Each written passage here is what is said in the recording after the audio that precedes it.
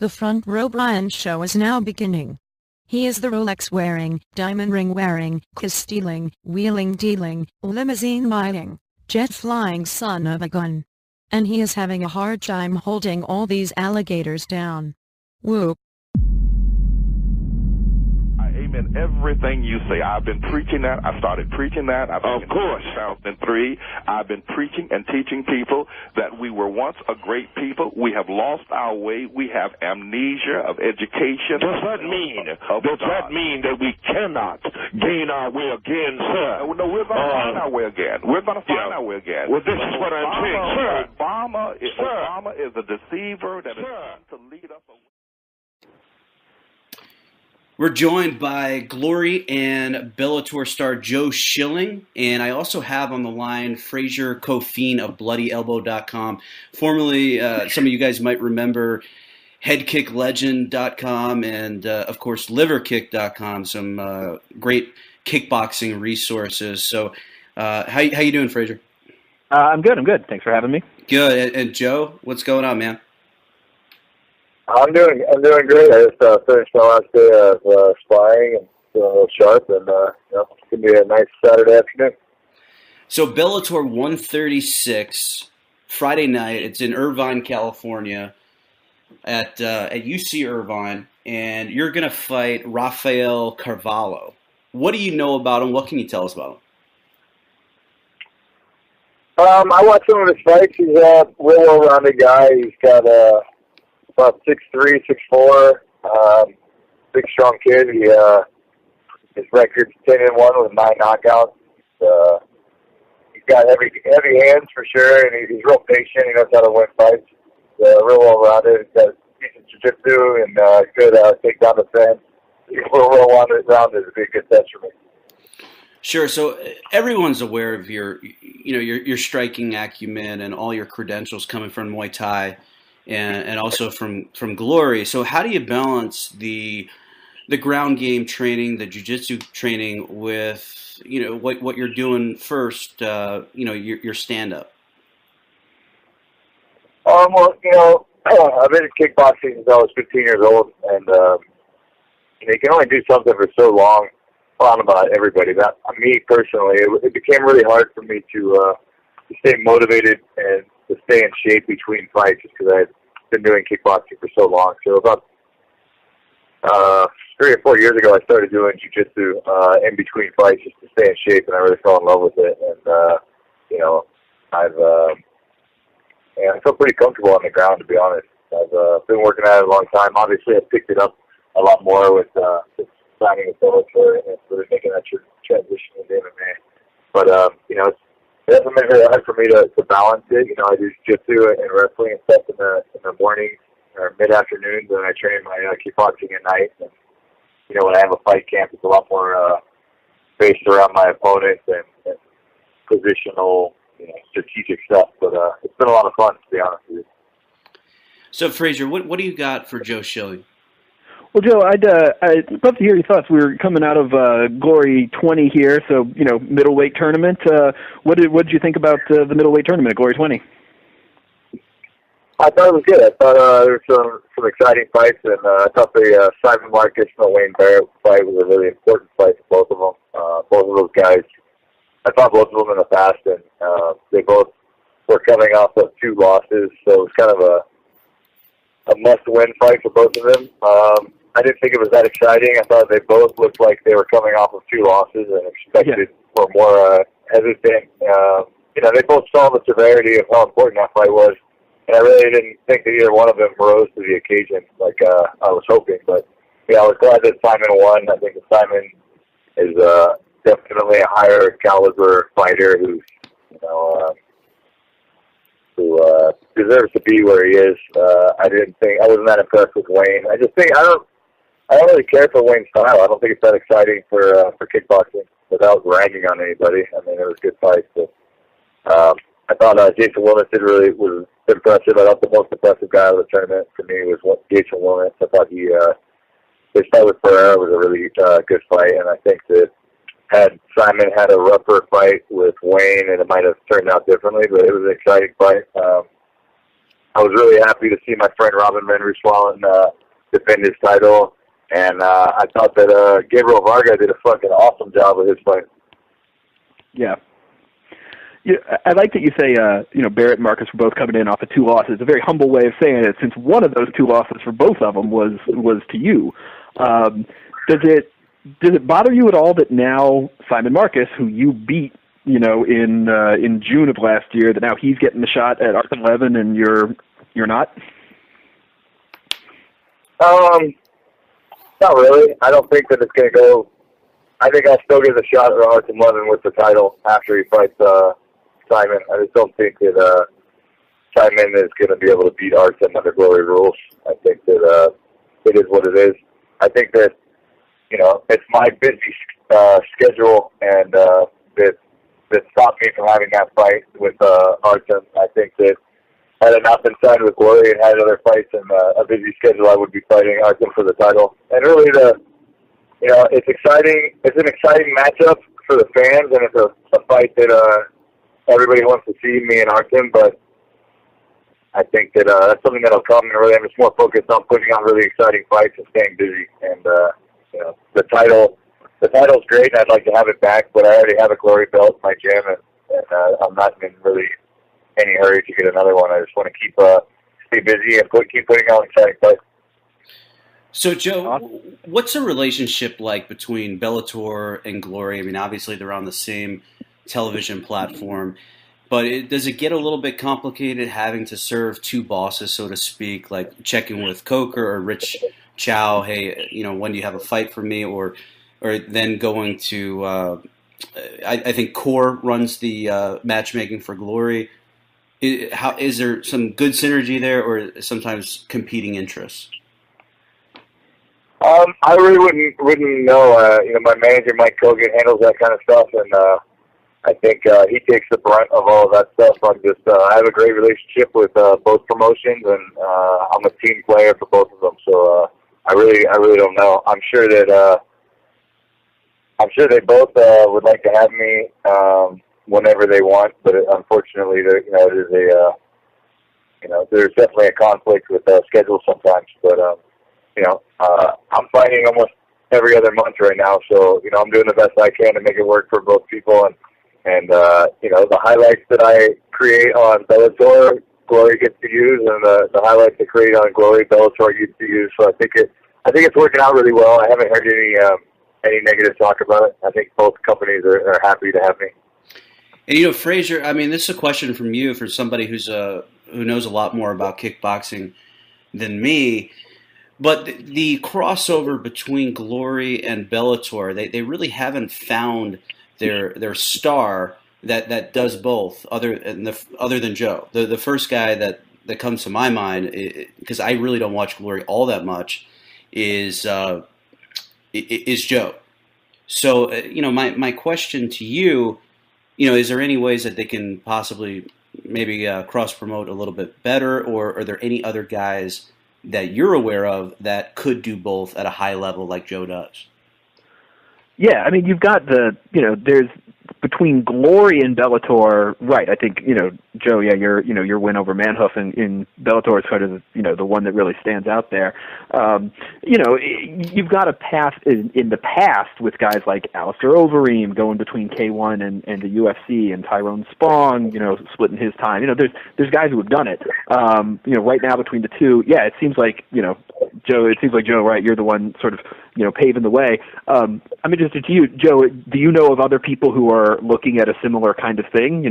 Like guys that might be splitting their time a bit more between the two?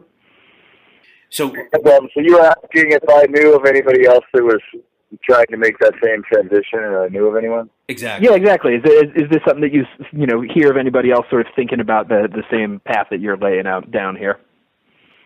I know Tyrone Spong was kind of doing that with the World Series of Fighting, and yep. I'm not really sure. After his leg break, I think he's going into professional boxing, which is another avenue that I'm pretty interested in as well.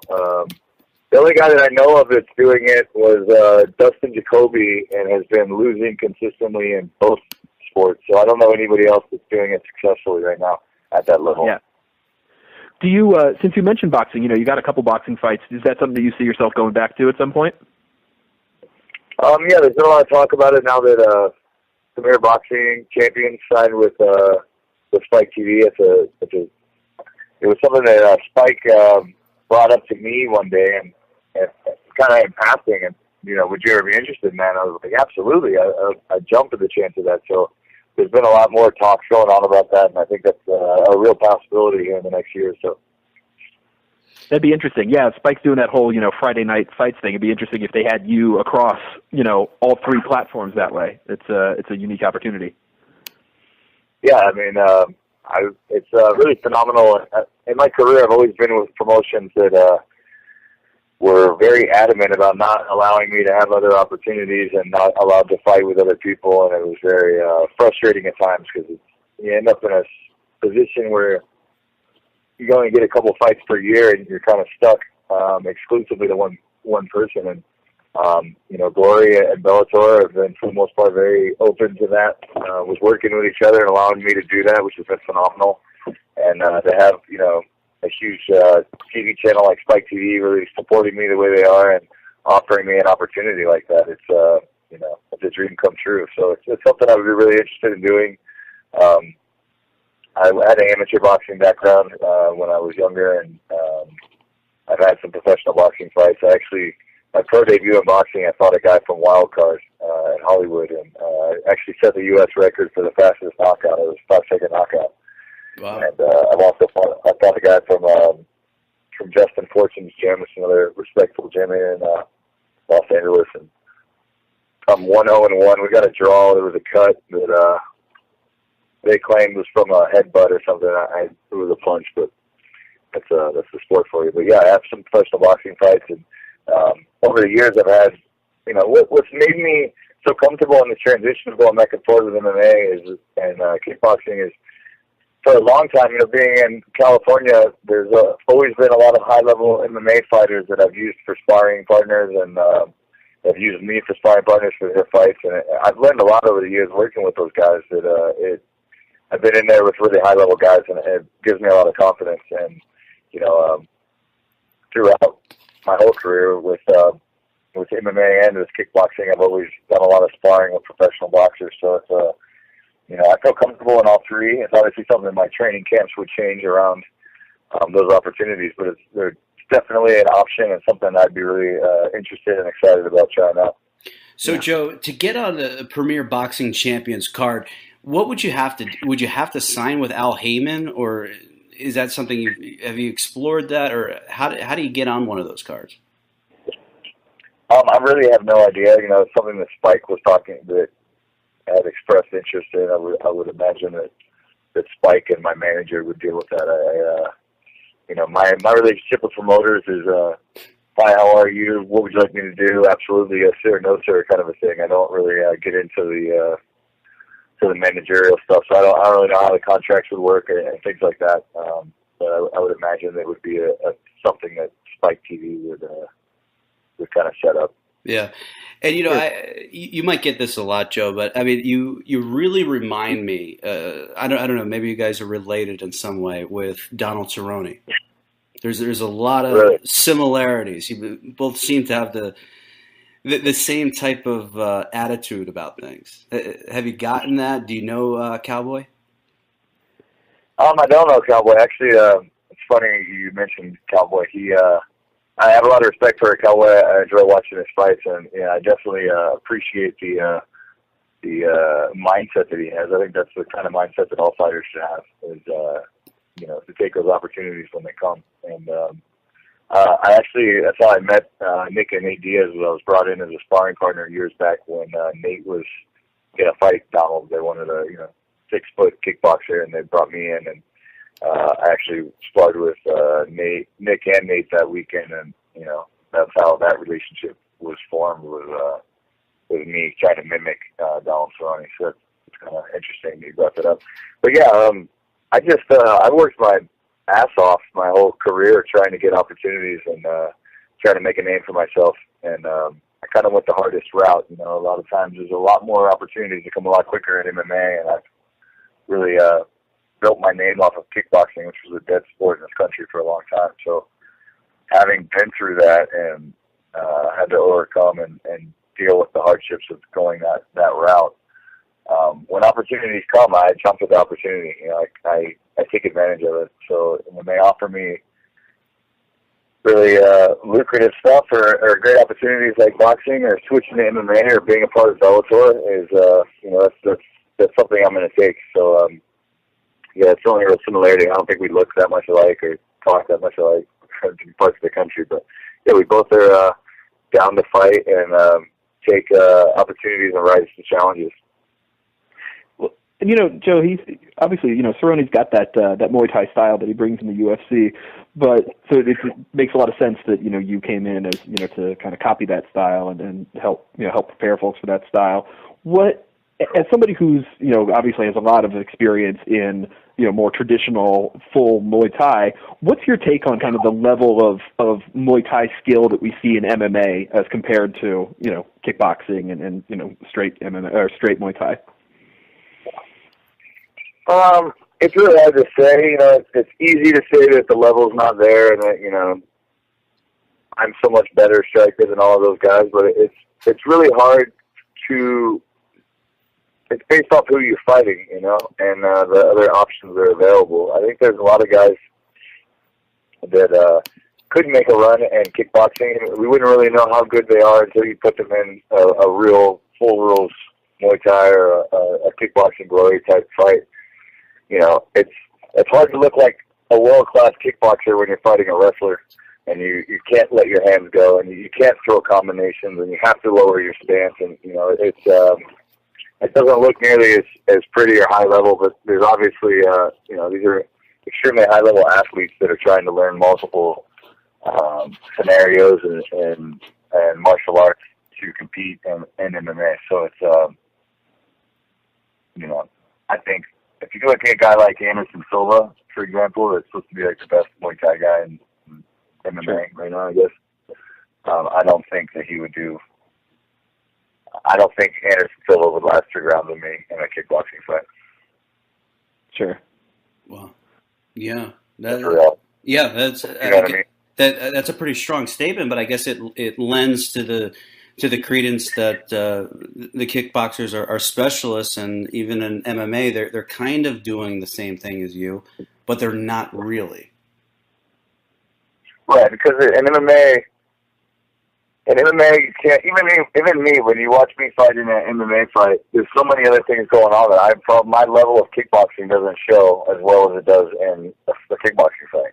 You know what I'm saying? Because you have to be ready for the takedown. You have to be, you know, in a kickboxing fight, you can rip the high kick as hard as you want, and if you fall or you slip, then, you know, the referee stands between you and you stand up. Well, that doesn't happen in MMA, you know, and there's just a lot, you know, you can't really go for the clinch and as you would in a Muay Thai fight, commit to it 100% because of, you know, the underhooks and the takedown and, you know, all the other things that happen. So it's, you know, I don't want to bash MMA fighters because it's not a real fair representation because there's so many other aspects to the game, and I think that for the casual fan, it's difficult for them to maybe understand what I'm saying. But yes, it's kind of, I don't know. I think there's definitely much higher levels of kickboxing in kickboxing fights than there are in MMA. Yeah, and I totally see where you're coming from. That, you know, I follow amateur wrestling pretty closely, and you know, I got upset years ago when people were saying, "Oh, GSP can go to freestyle wrestling and win an Olympic gold medal." I was like, no, not that simple. You know, what the wrestling you're seeing in that octagon is not the same as Olympic wrestling or, you know, the World Championships, and I think maybe that's the same thing. It's in an octagon, you're not seeing the type of kickboxing that you would see inside a glory ring.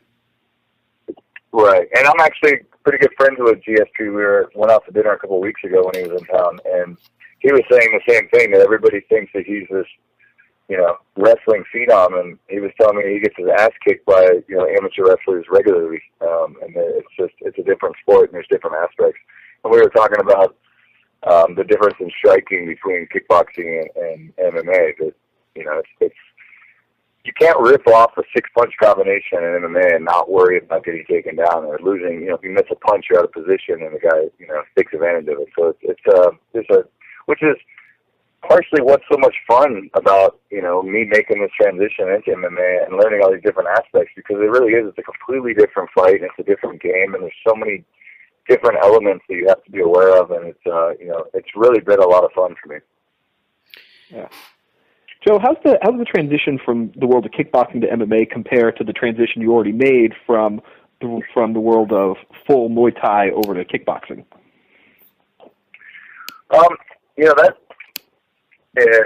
It's a lot. There's a lot more complicated to make the transition to MMA from kickboxing than it is from Muay Thai to kickboxing. I think that my style of Muay Thai, or the style that I've used for my kickboxing, I really don't see that much difference between Muay Thai and kickboxing. I know there's a lot of purists that hate it when you call Muay Thai kickboxing, but it's just silly. It's a English version of saying the same thing. And you're going to get burned at the stake for that by some of the Muay Thai people. What's that? I said you're going to get burned at the stake for that from some of the Muay Thai hardcores out there. I have two-time WBC world champion in Muay Thai, a two-time national champion in Muay Thai. Pretty sure I can say whatever I want about Muay Thai. I've won world titles in Thailand, and I've fought Roger Dunman Stadium and won by knockout, so I think I'm okay. But I just wanted to say that. I just wanted to rip off my achievements real quick. Oh, and I was a Glory World Champion. Anyway, but I think that what made me so successful in my full rules Muay Thai fights was my boxing ability and my hands. I think that traditionally, if you look at the sport of Muay Thai and the people they call it pure Muay Thai or traditional Muay Thai, the weakness is the hands. And I think that the reason behind that is in Thailand, the scoring system is so much more based around the kick than about the punches. And the guys that are punching are 120 something pounds. The average extreme high level Muay Thai fighters are very small people, 135 pounds is like a heavyweight over there. And so the style kind of transitions from Thailand, and then people, they try to copy it, but they don't make the adjustments with hands. And what's always helped me throughout when I was fighting Muay Thai was, I had good boxing footwork. I had a lot more movement. I had a different kind of style, and I used really heavy punches and mixed my game up really well. And making a transition into Glory, it was just, oh, you mean they can't hold on to me and clinch forever? Well, that's great. It was the only real difference is I had to stop throwing elbows, which was my best weapon with Muay Thai, and I focused a lot more on my boxing, which has paid dividends for me. So it was a very simple and easy transition for me from Muay Thai to Glory. From Glory to MMA, there's definitely a lot more groundwork and wrestling and habits to break and things to learn and work on. But again, like I said, it's been a lot of fun doing that. And also, I think the fact that I have been doing jiu-jitsu for so long for fun and enjoying it before I decided to make the jump into MMA, I think has helped out a lot. Cool. Yeah, Joe, and I know I promised you I wasn't going to mention the Diaz brothers, because I know you're your own guy and you've accomplished a lot of things, before you probably even met them. But one guy that's really, because it helps to have famous friends, and one guy that's really given you a lot of publicity of late is Joe Rogan, and because that podcast of his, man, is a juggernaut. And so, how did you get to know Joe? He's a huge kickboxing fan. I assume that's how. He was at one of my Glory fights, and it's funny. I remember when I was training. This sounds like such a super fan thing, but it's true. When I was training for my fight with Cal Clay, there's a park in Chinatown that I always run at. It's like just a big dirt track, and I put my headphones on and I'll go for 5-mile run or whatever. And I remember a couple of times during that fight camp, I forgot my podcast. I forgot my headphones. And I swear for at least 2 or 3 days for my 5-mile run of that fight camp, I just imagined Joe Rogan calling my fight against Cal Clay, in my head as I was running. And, I've always been a big fan of MMA and watched it. And Joe Rogan is considered like a god among like MMA fans. And I never really listened to his podcast that much. And I think Glory had hit me up before when I fight with Robert Thomas and said, "Would you like to be on the Joe Rogan podcast?" And I was, absolutely. So they got me on the show, and I met Joe maybe 3 or 4 minutes before the podcast started, and I found out that he was a big fan of mine and knew a lot about my career and knew an awful lot about kickboxing, and I had no idea that he was such a big fan. And he did the podcast, and we text every now and again. He helps me out, gives me tickets to the UFC fights. I think he's going to go to my fight this upcoming weekend, so we've kind of become friends. And Joe's a great dude. We definitely kind of clicked right away, and we relate to each other pretty well. Sure. Yeah, it's a good friend to have. And just to remind everybody, next Friday, April 10th, Irvine, California, on campus at UC Irvine, Joe Schilling is fighting Rafael Corvallo. And the main event is Will Brooks. Help me out, Frazier. Who's he fighting? Dave Jansen, correct? Oh, the fugitive from Oregon. Yeah, I actually know who that is. Okay. So Bellator 136, April 10th in Irvine, of course, 9 o'clock in the East. And has Spike fixed the thing where they won't show it they don't show it live in the West? Or are they still doing that? I think you're still tape delayed on the West, I believe. Yeah, they got to fix that. So I guess for everybody, it's 9 o'clock no matter if you're in New York City or if you're in LA. But Joe, really appreciate the time. Look forward to seeing you fight next week, and then in the future, in whether it be Bellator, Glory, or with Al Heyman's boxing promotion.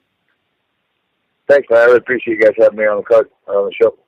Appreciate Thanks so much, Joe. Hey, take care of it. See you.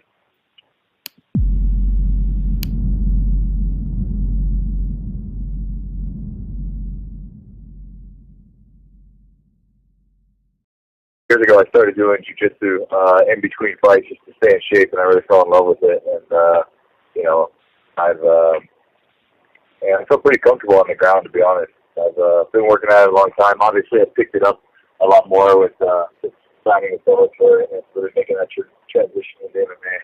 But it hasn't been very hard for me to balance it. I do jiu-jitsu and wrestling and stuff in the mornings or mid-afternoons, and I train my kickboxing at night. And when I have a fight camp, it's a lot more based around my opponents and positional, strategic stuff. But it's been a lot of fun, to be honest with you. So, Frazier, what do you got for Joe Schilling? Well, Joe, I'd love to hear your thoughts. We're coming out of Glory 20 here, so middleweight tournament. What did you think about the middleweight tournament at Glory 20? I thought it was good. I thought he's got heavy hands for sure, and he's real patient. He knows how to win fights. Real well-rounded. He's got decent jiu-jitsu and good takedown defense. He's real well-rounded. It'd be a good test for me. Sure. So everyone's aware of your striking acumen and all your credentials coming from Muay Thai and also from Glory. So how do you balance the ground game training, the jiu-jitsu training with, what you're doing first, your stand-up? I've been in kickboxing since I was 15 years old, and you can only do something for so long. Well, I don't know about everybody, but me personally, it became really hard for me to stay motivated and to stay in shape between fights just because I've been doing kickboxing for so long. So about 3 or 4 years. The Front Row Brian show is now beginning. He is the Rolex wearing, diamond ring wearing, kiss stealing, wheeling dealing, limousine riding, jet flying son of a gun. And he is having a hard time holding all these alligators down. Whoop. in everything you say. I've been preaching that. I started preaching that. Of course. In 2003, I've been preaching and teaching people that we were once a great people. We have lost our way. We have amnesia of education. Does that mean that we cannot gain our way again, sir? No, we're going to find our way again. We're going to find our way again. Well, this is what I'm saying, sir. Obama is a deceiver that is trying to lead us away. We're joined by Glory and Bellator star Joe Schilling, and I also have on the line Fraser Kofine of BloodyElbow.com. Formerly, some of you guys might remember HeadKickLegend.com and, of course, LiverKick.com, some great kickboxing resources. So how you doing, Fraser? I'm good. Thanks for having me. Good. And Joe, what's going on, man? I'm doing great. I just finished my last day of sparring and feeling a little sharp, and it's gonna be a nice Saturday afternoon. So Bellator 136, Friday night. It's in Irvine, California, at UC Irvine, and you're gonna fight Rafael Carvalho. What do you know about him? What can you tell us about him? I watched some of his fights. He's a real well-rounded guy. He's got about 6'3", 6'4", big, strong kid. His record's 10-1 with 9 knockouts. Some exciting fights, and I thought the Simon Marcus and Wayne Barrett fight was a really important fight for both of them. Both of those guys, I fought both of them in the past, and they both were coming off of 2 losses, so it was kind of a must-win fight for both of them. I didn't think it was that exciting. I thought they both looked like they were coming off of 2 losses and expected for more hesitant. They both saw the severity of how important that fight was, and I really didn't think that either one of them rose to the occasion like I was hoping. But I was glad that Simon won. I think that Simon is definitely a higher caliber fighter who deserves to be where he is. I wasn't that impressed with Wayne. I just think I don't really care for Wayne's style. I don't think it's that exciting for kickboxing without ragging on anybody. I mean, it was good fights, but